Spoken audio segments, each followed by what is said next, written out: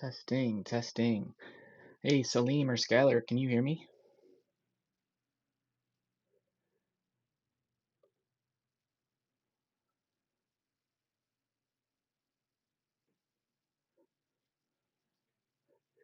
Looks like we are alive. I'm just gonna leave it on mute for now, but I can hear myself.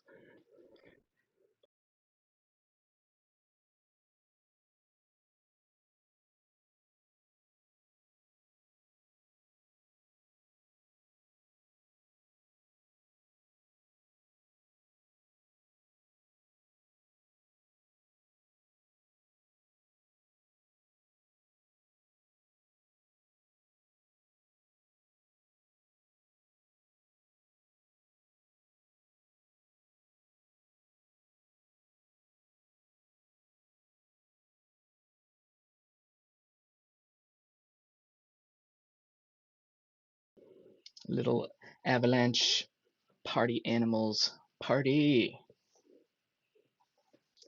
How you guys doing in chat?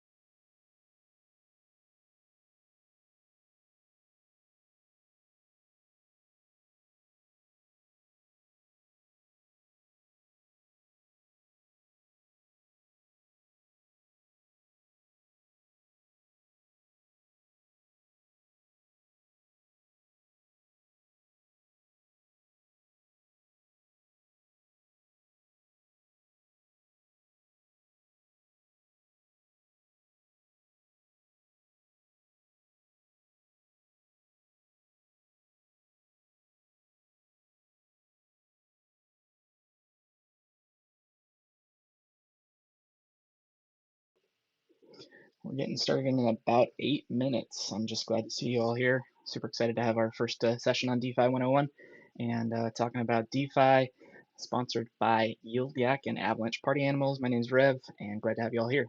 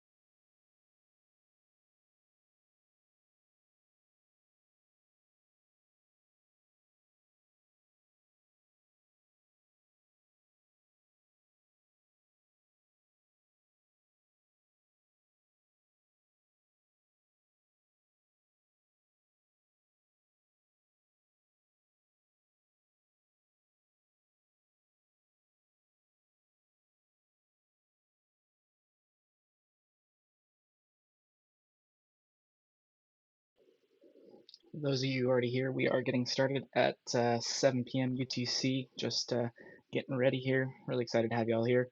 Um, Say hello in the chat on YouTube, or definitely get into the Discord for Avalanche Party Animals and chat us up at DeFi 101 live session. It's the channel there. Should be in the description. You saw it in the tweet. So get over to that Discord.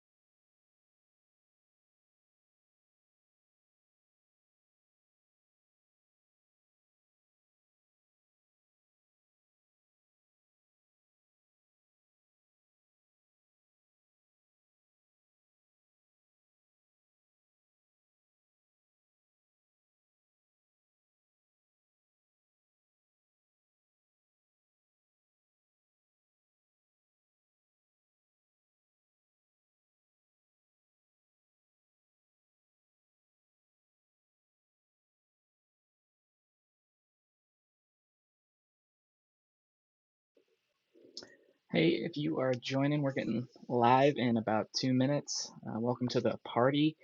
Thanks for being here. My name is Rev. This is our DeFi 101 session sponsored by YieldYak and hosted on the Avalanche Party Animals. I'm a mod over there, the community manager at the Avalanche Party Animals. You've probably seen me. I'm on Twitter. I want to say hello to all you in chat.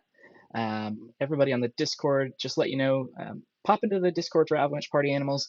Let's try and get the questions and everything that we want to talk about there. YouTube chat's great as well. I've got that up, but want to make sure that we can get in one place. Get over to the Discord if you can. Link is in the YouTube description. Link is on Twitter. Yeah, shots every time we say DeFi. That's an awesome idea. It is a little too early where I'm at for shots, but let me know in the chat as well as is my voice too loud? Is it not loud enough? I can turn it up, turn it down. Just want to hear from you. Again, we're going to start about a minute and we'll get going. And yeah, going to have a great time. Thanks for being here.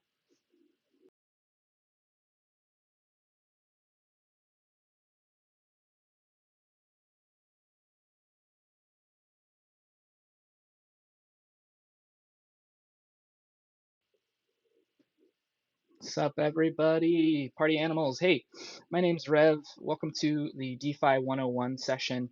We're going to get started. I want to just kind of preface everything that I'm going through. Um, Definitely do your own research on DeFi. Make sure that you are keeping yourself safe, investing only what you can lose. you're gonna get wrecked if you don't. You're gonna get wrecked probably even if you do. It happens, but make sure that you're taking it safe. Know what you're doing before you invest. Um, and I'll caveat this: this is not investing advice. You shouldn't take investing advice from me, so it's not investing advice. Now that I've said that, DeFi 101. My name's Rev. We're here sponsored by Yieldiac. We're on the Avalanche Party Animals Discord. I'm the community manager over there. My voice sounds splendid, says Party Animal. Thank you so much. And tune in. If you're in the Discord, tune in on the YouTube link above. We are going to be recording this, but I just want you to get live with us. You can ask questions. How long is this meant to be for? About an hour. We're going to see. I haven't practiced through this entirely, so we'll see how this goes. So let's get started talking about DeFi. First, a little bit about me. I already said some of these things, but I started really trading crypto, doing types of things with it May 2021. I'm fresh. I'm sure a lot of you are fresh as well. That's why I say this is a DeFi 101 course session, not something advanced. I'm going to get into some advanced things that you can explore later, but this is definitely, I'm new. I'm in no way an expert. I just have tried a lot of things and been there. I got started trading crypto on Coinbase, probably like a lot of you. Was making some good money and really liked it. So I said, okay, well, I'm going to get into this a little further, and got my first MetaMask wallet, set it up, and almost immediately found Iron Finance on Polygon, was where I started, and got into Titan, started investing in that. If some of you know about this, it was a big success and then a gigantic failure. I managed to get out before the big crash. Hopefully you did too, but that's your first lesson. Things are going to get you wrecked if you're not careful. And trading crypto, DeFi is very volatile. So you got to get used to the ups and downs and be prepared for that. Since then, I've been a community manager a lot of places, got a lot of, I'm grinding my way, doing a lot of things. I'm a product manager in real life, trying to move into DeFi full time and really want to get there. The other thing you should know about me, I'm a big supporter of the Frog Nation projects. So Abracadabra, Popsicle, Wonderland. I love those guys. I love Danny. And I am super excited about this project. So I use them as some of my examples here. I also have a Discord about the Frog Nation projects. It's in my Discord profile. It's on my Twitter. You can see it there. Find me on Twitter, Revol Spaces. I'm on Medium. I'm a writer there, and look for those Discord links for the Avalanche Animal Party and Party Animals, excuse me, and for Frog Nation in my Discord profile. But that's enough about me. I want to talk about DeFi with you, decentralized finance. What is DeFi? I mean, when you talk about DeFi, what is it? DeFi is not something that has a centralized authority. We're not going through someone making the laws, putting through different standards, etc. There's no bottleneck that way. It makes it quicker, easier. No middle men, no middle persons. How does DeFi work? We're using smart contracts on the blockchain. I'm not going to go into those in depth, but this is programmed smart contracts that are shared between people. And basically, what that does is it opens up visibility to everyone. You can see what's on the blockchain, what's happening. It makes it mutable. Once something happens on the blockchain, you can't change it, and it makes it composable. Those smart contracts can all work together to do something, and that makes decentralized finance really fantastic to do a lot of things. You can lend, you can borrow, you can farm, etc., all because of these smart contracts on the blockchain. And the big value is you can't lie to the blockchain. Everybody's got a copy of it. If you try to lie to it, you're going to get found out, and that makes it a big trust issue fall away. There are trust issues in DeFi, but for other reasons, I'll get into those a little bit. But that's kind of a startup on decentralized finance. A lot of time you'll hear about in DeFi dApps and wallets. What is a dApp? It's a decentralized app. Again, it's those smart contracts, usually with a front end, a website controlling them. And then you're interacting with that dApp as a participant. And there's lots of different types of participants. There's you using MetaMask.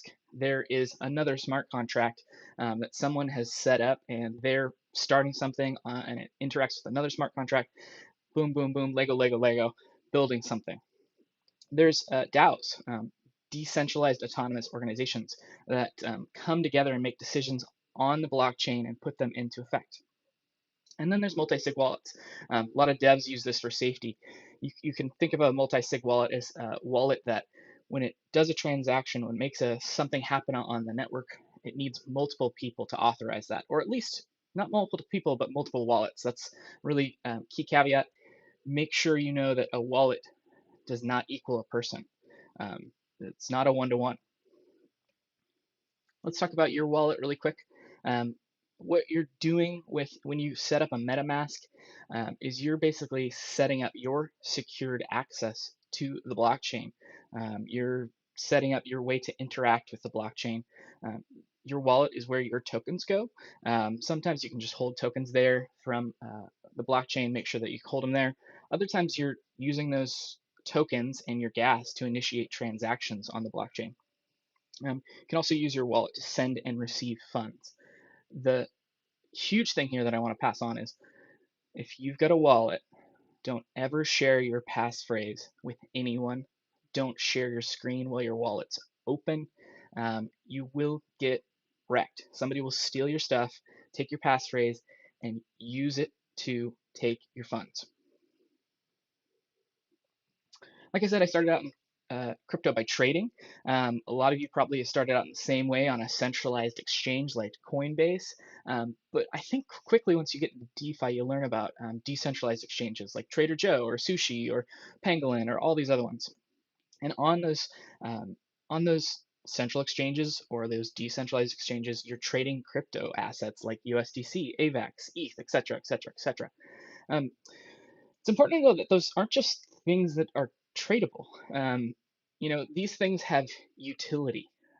When we talk about, uh, for example, MIM, magical internet money, it's a stable coin. It has utility as a stable coin. When we talk about Ohm or time, one of the things that they're trying to do is make a global currency that's not pegged and is used around the world as a currency. You've got other things like index tokens that take a basket of tokens, collect them together, and when you buy that token, you're basically buying that basket of assets. Things like Sushi or Uni's token are used for governance, making decisions on the blockchain as a DAO and coming together on those decisions. Um, why is the blockchain always running? Why can't it just walk? Thank you very much. Um, you've got Doge, which is a meme coin. You've got lots of meme coins that people just love to make to trade, make a little money off of, or just make a laugh. Uh, you've got coins that are just used for gas to make things happen on the network, like AVAX, ETH, etc. You've also got reward tokens from farms that basically they're there to trade, and for you providing liquidity, which we'll talk about in a second, you get a reward token. And then finally, you've got deposit receipts. When you go to lend out your collateral, your assets, you're going to get a deposit receipt, like a B token or an A token from um, Aave, excuse me. And that is basically them saying, hey, we know you gave this to us in a permissionless way. Here's your way to get it back. It's a receipt deposit. One of the things that I first came upon when trading crypto, talking about DeFi, is liquidity. What is liquidity? Liquidity is basically you saying, hey, I've got these assets and I want to make a way for others to make them. I want to make them liquid. I want to make them tradable so that folks can trade in and trade one asset for another. What you do is you take those assets, pull them together. You pull them together at a place like Curve or Trader Joe, and then people can trade one asset for another. And usually when you provide liquidity, you get a reward for doing so. Curve gives you CRV for doing so. Trader Joe sends you Joe for doing so for a lot of rewarded pools. You can make a pretty good APR in DeFi just by providing liquidity, by saying, hey, I have these two assets or more assets. I want to give them to this protocol project. I want them to be tradable and make sure that people have access to them. When we're talking about trading, I have a couple of tips that I want to share with you all. It's really important that as you're approving things on the blockchain, as you're working in DeFi, you watch what you approve on websites. If you've got two transactions that come up on your MetaMask, make sure you know what both of those are. If you're on kind of a sketchy site and you're not sure what you're doing, you might want to approve spending your tokens at a lower rate. You can change all of this in MetaMask. So watch what you're approving. If you're trading crypto a lot, one thing you definitely want to do is check the charts on a token. Something like Dex.Guru or Charter for Avalanche is really great to be able to say, how is this coin doing? What's the history on it? How's the moving average? We've got all these things just like stocks. You can take a look at those charts and figure out, is this the right thing to trade with right now? When you do trade something, you're on Trader Joe and you want to make an exchange, make sure that you watch out for slippage. What is slippage? Slippage is just when you trade, you lost some of your asset because of the other asset and the amount of liquidity, the um, the fees, etc. You lost some money when you traded. So I can show you a little bit about slippage on Trader Joe. All right, so let's go. Let's take a look at some MIM. I want to trade 1,000 MIM for some USDT. Okay, 1,000, not too bad. 998. Different stablecoins are worth different values. So maybe MIM is slightly lower than USDT right now on the peg. It's less than $1 maybe. But let's say I want to trade even more MIM. Oh, 9973. So we're going down a little bit. We've got some slippage. Oh, 100,000 to USDT. We've got some major slippage. Suddenly, what was 1,000 MIM to 998 USDT is now far less than that. So when you're making trades, watch out for slippage. Make sure you know what you're doing. If you want to avoid slippage, you can always make lower trades or look for a spot with better liquidity. Oh, back to the wrong one. All right. When you're making a trade on Trader Joe, they've got that whitelist of tokens that they've already set up for you to trade on. If you're adding a token that you want to trade for, you can add it yourself with a contract address, but you want to make sure that you have the right one. Always make sure that you're using the right contract address for a token. And then last little tip, if you're trading, make sure you use an aggregator like Paraswap. Paraswap is great. It looks at all of the different dexes out there and it says, hey, what's the best trade I can make right now? So for example, say I want 10 Orca, I'm trading AVAX. Paraswap's going to look at all of the different dexes like Pangolin, Lydia, and they're going to try and find you the best route for that trade. Looks like the most liquidity, the best trade I can make is on Pangolin. So if I wanted to say yes, I could trade that AVAX for Orca. If I do this on Trader Joe and there's not a lot of liquidity, I could have some major slippage and lose out on buying some Orca. So Paraswap is a great way to do that. There's other aggregators out there, but this is one I like for Avalanche. We talked about providing liquidity earlier. When you provide liquidity, you receive rewards for doing so. You can keep or trade those rewards. And that's basically called farming with your liquidity. You're planting something and you're reaping the rewards of it, right? One thing that I want to point out is you don't necessarily have to keep those rewards. You could actually use those to get more of the same collateral that you started giving liquidity for. One great way to do that doesn't require anything from you, doesn't require you to go in and claim rewards, trade rewards, use gas, etc., is auto compounding. You can set up auto compounding on a site like YieldYak and put your liquidity in on a platform, never have to think about it again. YieldYak is there doing it for you. So let's look at an example real quick. I'm on YieldYak and I take a look at all the farms they have. And say I want to trade, I want to farm Joe versus AVAX. I like Joe, I like AVAX. They've got a farm for that from Trader Joe.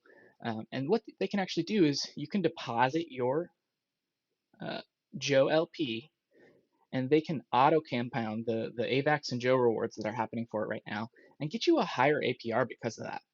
That's their APY, excuse me. That's really cool. You don't have to do anything. They're going to make you more money. It's going to sit there and reap those rewards. Basically, what they're doing is they're taking the Joe and AVAX from the Joe Rush rewards, and they're trading those back into your liquidity to get you more and get you a higher reward rate, right? So pretty cool. Yield Yak is awesome. Check it out. Thanks to Yield Yak for sponsoring this. We'll talk about the giveaway at the end in the Discord channel about how that works.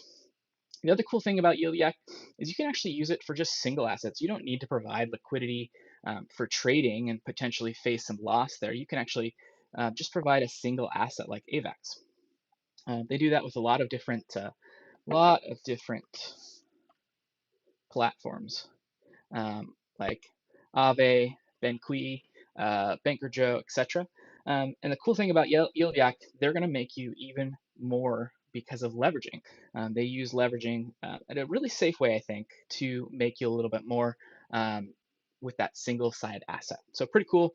If you've got stuff like AVAX just sitting around, you got a ton of it, you want to make a little bit more money, take it to Yield Yak, get those rewards. So we talked about auto compounding. One other thing to think about when you're farming is there's going to be some opportunity loss. Some people call this impermanent loss. When you put those two tokens together, if one of those tokens raises in price, that means folks are trading in and out of the pool. There's going to be some opportunity loss if you just kept those tokens. Depends on a lot of things. This is really one of those advanced topics. I'd encourage you to go look up impermanent loss and learn more about it, but it's something to think about. Um, Especially be careful that you pair something carefully. Um, you don't want to, generally, you don't want to pair a stablecoin and a volatile asset. Putting in something like MIM and AVAX into a pool, AVAX price is probably going to go up, but the price of MIM is going to stay stable. You're going to lose out on some gains if you had just held the same amount of MIM and the same amount of AVAX. You're going to lose out. So just got to think about that. Make sure that you're accounting for that. The other thing to think about is if you're farming on sites that take deposits, deposit fees or withdrawal fees, if those are hefty, like 2%, it's possible that you're getting rugged. How does that work? Well, they take the 2% that take a fee from your deposit. They take that, it's theirs. They in turn give you their own token for farming there, and you get maybe that token in a higher APR. But what if that token just gets sold by a lot of people and you are suddenly at a loss because the value of it is down and you never make that back? That's called it's one version of a soft rug. The other thing to worry about is just unknown farms, new farms, unverified, unaudited. You can deposit your funds somewhere and lose them completely. Got to be really careful. Do your own research.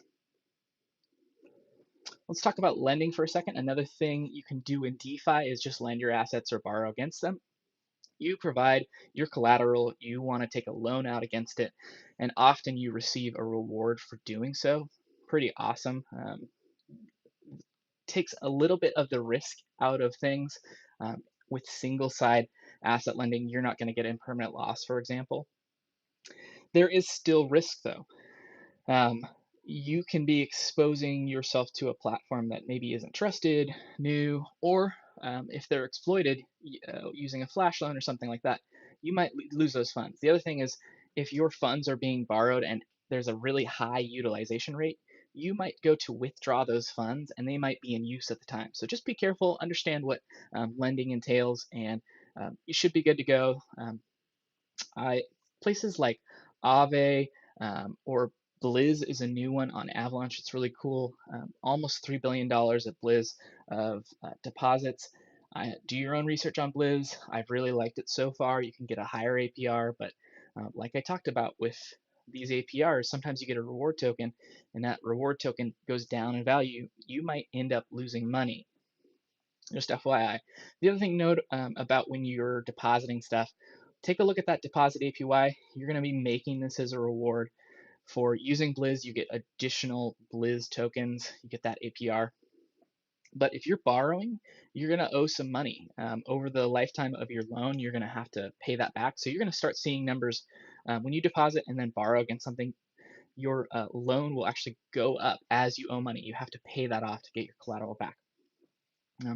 One thing that I like to do, and this is an advanced technique, not for everybody, and I would definitely warn against doing this in a really bearish market, is long my assets with a lending platform. You can take something like AVAX, deposit it, borrow against it for USD coin, and then use that USD coin to buy more AVAX, deposit it, let it sit. As long as the price of AVAX goes up over your loan more than the borrow APY, eventually you can take the extra AVAX that you got, withdrew it, sell it for USD coin, and your loan's gone, and you've made a little bit more money. You had more exposure to that asset.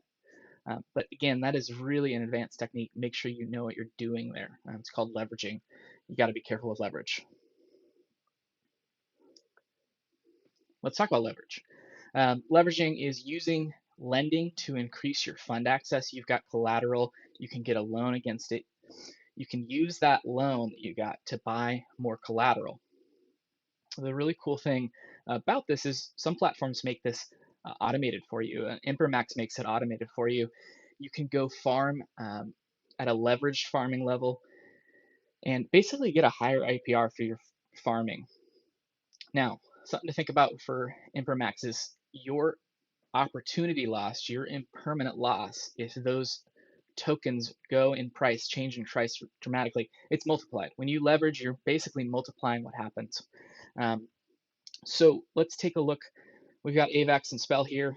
I think the current APR for the AVAX and Spell farm is really low. It's something like 60%. If you were to go into Impermax and leverage it, you can leverage up to 5 times. Do not max leverage. You will lose your collateral. Do not max leverage. Do something much safer. Take a look at the limits. Make sure you know what you're doing. But if you did that, you could get 331% APR, which is pretty great. Take a look at that. This is an advanced technique. Don't do it unless you know what you're doing. Well, take a step back one more time. The other thing, leverage, you can do the same thing with something like Abracadabra, where you deposit your funds, get a loan against it, buy more loans. That's leveraging once you deposit it back. My.finance, same thing. DeFi, you'll probably hear about stablecoins. Stablecoins are just assets that are meant to trade for one USD in value. Teddy Cash is a great example of that. You deposit your collateral, you can use it to get some stablecoins. Stablecoins have a couple different mechanics to maintain their peg, and by that I mean stay within $1 of value. And I'm simplifying this, but there's really two types of stablecoins. There's algorithmic and collateralized. Algorithmic uses the market's kind of push and pull to keep it within $1 by limiting supply or asking more for more supply, incentivizing supply. Collateralized stablecoins have backing. You can go and MIM is backed by all of the collateral types that are on Abracadabra. So let's take a look at Abracadabra real quick. And Abracadabra is a way to make magical internet money. What you do is you can go in and borrow against your collateral. I'm on AVAX right now. You can deposit AVAX and you can borrow MIM against it. When you do that, there's a limit that they put to how much you can borrow. You're charged interest, and if your collateral ever goes below the liquidation price, you will be liquidated and there will be a fee for it that's taken. So super important to know. There's lots of different ways that MIM keeps its peg, stays to $1, but just want you to kind of get an idea of what that's about. What's great about stablecoins is it's an awesome way to keep your funds in crypto, but cut down your risk. Say that you think a bear market is coming, you can sell your assets into a stablecoin like MIM, into a stablecoin like USDC, whatever you're into, and keep that on the network and available for trade just in case you were wrong, just in case you want to use it as liquidity, etc. You don't have to take that and turn it into fiat, take it to your bank through Coinbase and withdraw it. You can keep it on the network, which is really cool. Let's talk about Treasury Protocols really quick. Here I'm talking about things like Wonderland, or Snowbank, which is a new one. What is a Treasury Protocol? Well, it's you've got the Treasury, which is the protocol collecting assets, and then they give you a token for basically that represents your access to that Treasury.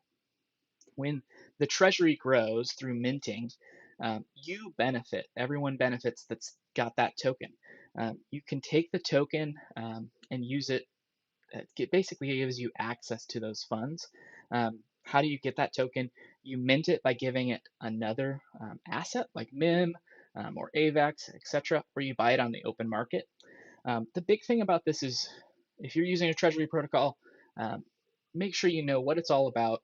Make sure you know the community. There's lots of forks out there. And you should know that a lot of people call this a Ponzi. Why do people call this a Ponzi?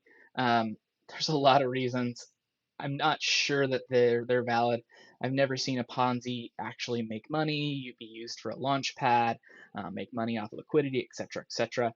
So I think they're kind of cool and maybe something to look into. But make sure that you know, hey, early people sometimes benefit more than later, but people that stick around also benefit. So just know what a Treasury protocol is and what it's used for. I gave some examples there. I'm not going to go into these in more detail. Check them out. These are pretty advanced. The other thing about a Treasury protocol, get to know the community, talk with them, ask questions. And then we'll talk about NFTs really quick and collecting them. NFTs, non-fungible tokens, are basically a way to truly own something on the internet, on the blockchain. You can buy an NFT, a non-fungible token, and you can say that it's one of one or one of 10,000. There's no way to lie about that. And you own it. It's really yours. There's NFTs for music, NFTs for art. There's going to be NFTs for all sorts of things. And basically, this is a digital asset that is on the blockchain. You can say, I own this. There's no way to make another one. They're non-fungible.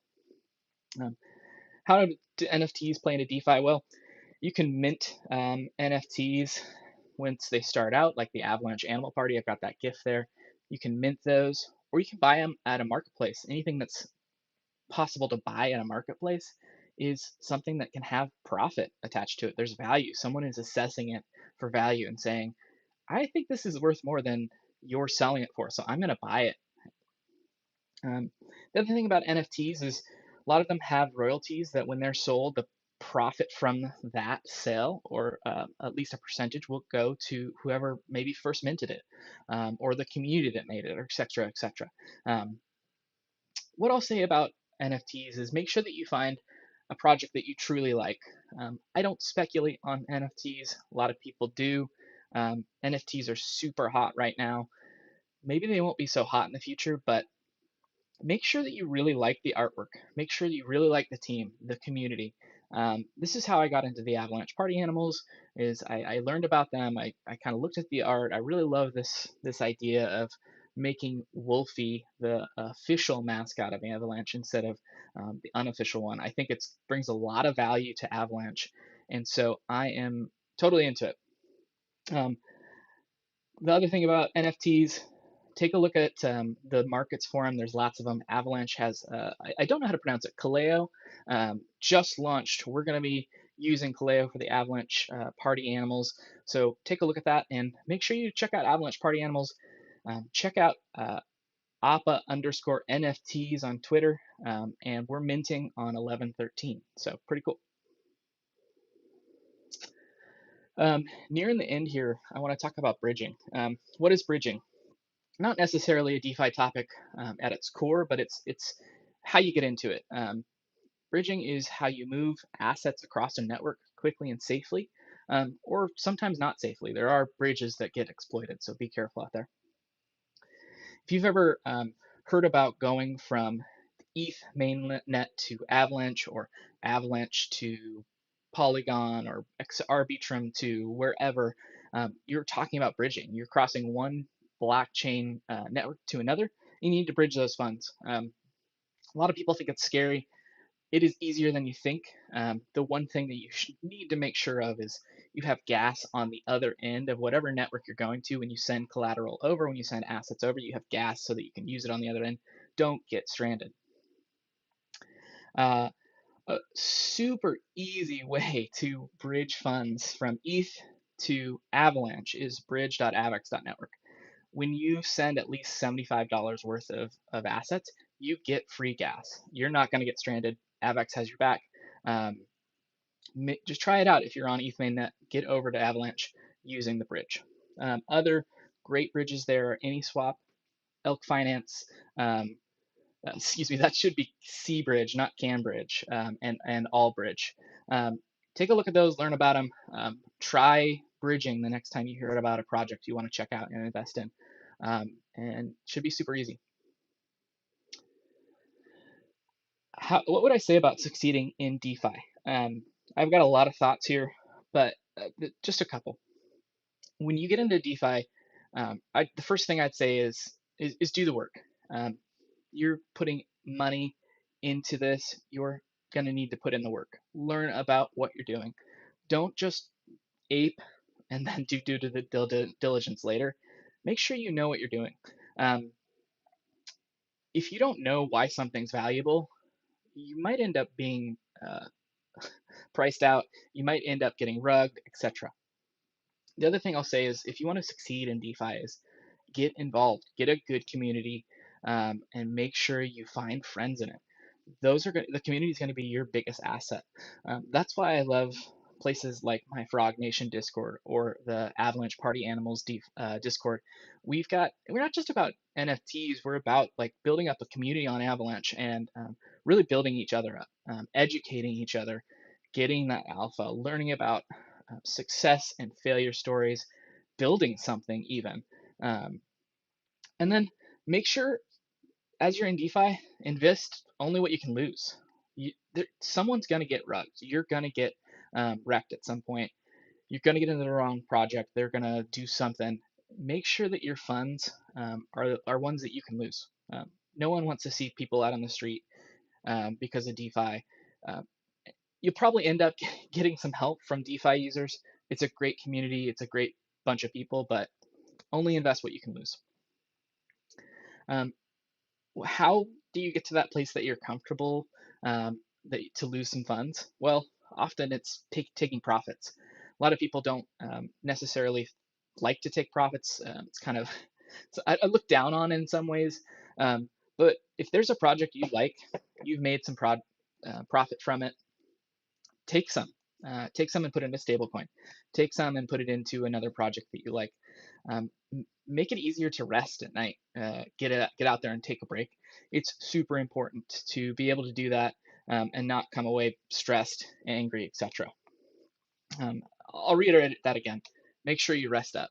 You can get into DeFi and spend all day and all night doing this, and you're going to get exhausted, burnt out, and it's not going to be. You're going to have a mental health crisis, to be frank. There are resources for folks like that. DeFi Ted has been starting something up on his Twitter and on Discord. Check it out. But rest up. And then finally, this is all about technology. This is all about coding. This whole thing has a backbone of smart contracts and the blockchain. If you don't know what's going on with those, get to know. That's going to be your biggest success, other than finding community and resting. Really, take a look at those contracts, learn how to look at them, read them, make sure you know what they're doing. It is not hard as you think. Um, so, for example, take a look at Snow Trace and just take a look at contracts. You can take a look at uh, verified contracts, take a peep at them. What's going on? What's new? Here's a time lock. Here's maybe a new token. You can learn about what things are doing, and you're going to find some stuff that sometimes gets you worried, sometimes gives you a little reassurance. But by looking at a smart contract, you're going to learn a ton about how this all works. What is Snowtrace? It's the Avalanche Explorer for all these smart contracts. You can go in, you can do something in your wallet, take a look at all of the things that you've done, take a look at your transactions, go in and search for them, and then find a contract that you interacted, and you can read it, find out some of the values that it has. This is a time lock. So this time lock is going to say only these transactions can take place after this time. You can see here that this time lock has a delay, it has a grace period, things like that. Here's the owner or the admin of this time lock, etc. And here's how you interact with this smart contract. Um, I don't expect folks to learn how to read code, but it's really, really helpful to be able to do so. Eventually, if you're in DeFi long enough, I think you should start checking out Solidity, start checking out Rust, Viper, etc., and get to know what a smart contract does, at least at a high level. So I'd love to take specific questions. I'm going to go look back through the chat and make sure that we get those. If you're on YouTube chat, put those into the chat on YouTube. If you're on the Discord, put those into the Discord. I'm going to be trying to answer about 10. I want to respect everyone's time, make sure that happens. The other thing to know is we're going to have details in the Discord after this, so make sure you look at that. I got some good questions on taking profit as a joke. Okay, that looks like a joke. I'm looking back through our questions on YouTube. Not a lot of questions so far, but what's an aggregator? What is an aggregator? This is when you're trading. It's something like Paraswap that will take all of the decentralized exchanges, Trader Joe, Pangolin, all of those, and say, hey, where's the best liquidity for this token? How can I get the best deal? It aggregates all of those routes and will trade for the best deal.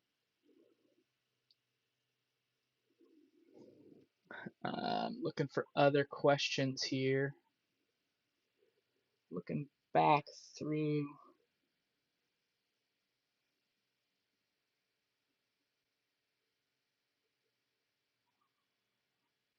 Not seeing too many questions here.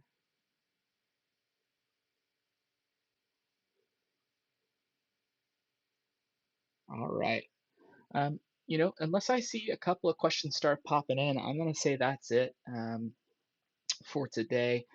I've had a really great time hanging out with you all. Make sure to follow Avalanche Party Animals on their Twitter. Check out the website partyanimals.xyz. Check out Yield Yak. Thank you to Yield Yak for sponsoring this talk. Um, make sure to follow me on Twitter. I'll have that in the description. You can find it in my Discord profile. And please keep partying hard. I see some folks type in. I'm going to make sure that we take a look at questions. Awesome. Thank you all. I hope you have a great day, and we will see you on